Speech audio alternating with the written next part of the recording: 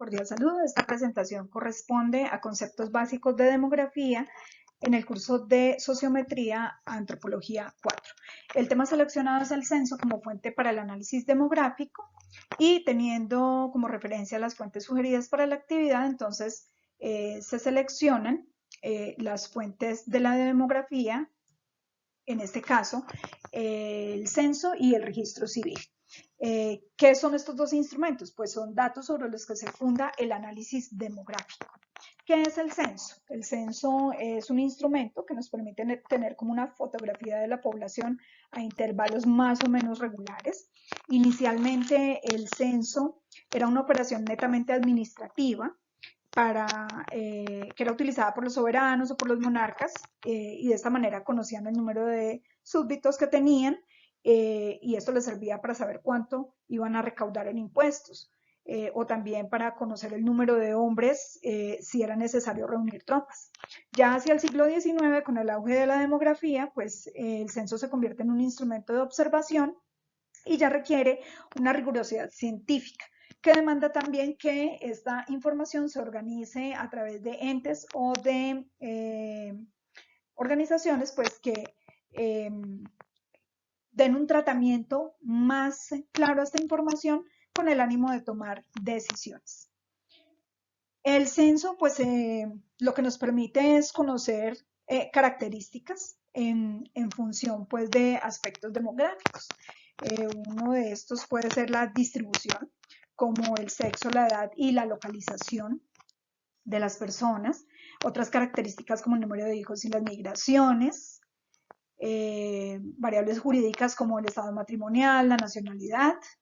Una variable económica como la situación profesional o social como conocer el hábitat y modo de vida. Esto solo para citar algunos de los aspectos que abarca un censo de población.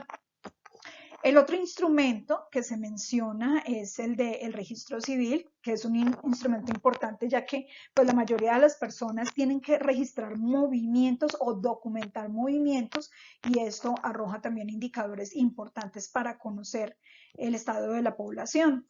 Estos movimientos pueden ser nacimientos, defunciones, matrimonios, divorcios y nos arrojaría indicadores tales como las tasas de natalidad y de mortalidad.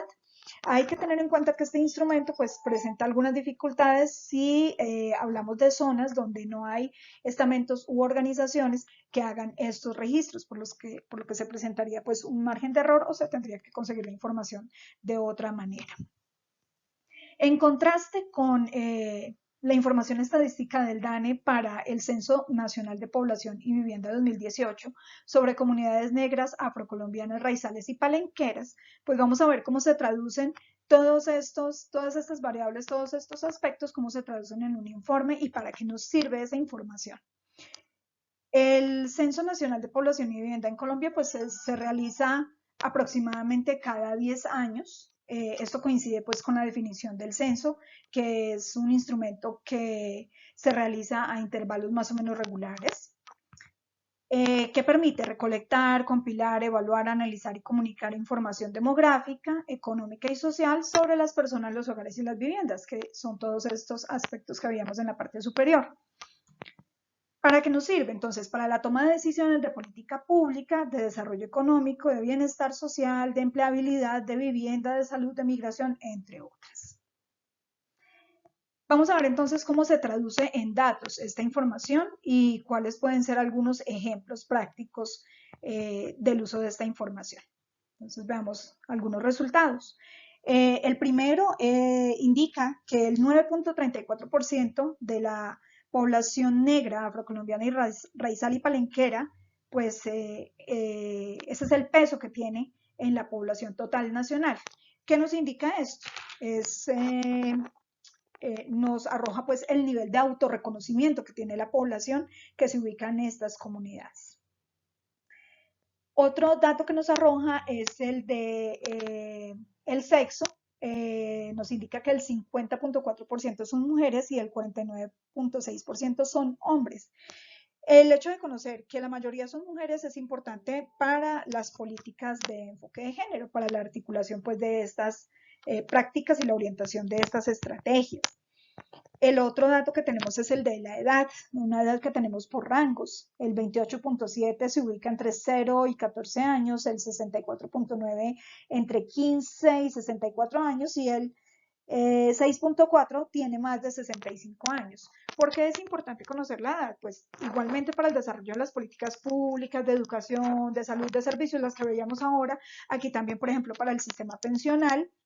Y si tomáramos como ejemplo el primer rango, que es el de 0 a 14 años, pues allí nos indica que la política de salud pues sería hacia la primera infancia y adolescencia y también pues cómo puede ser el enfoque educativo hacia lo étnico. Otra de las variables que tenemos es la de localización, que la veíamos arriba, es una variable de distribución, una característica de distribución, y es que el 66.7% vive en las cabeceras municipales y el 33.3% restante vive en el área rural.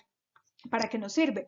De igual manera, pues para las estrategias de transporte, de telecomunicaciones, de movilidad, sobre todo en las personas que están en el área rural, aunque no son la mayor parte de la población de este ítem.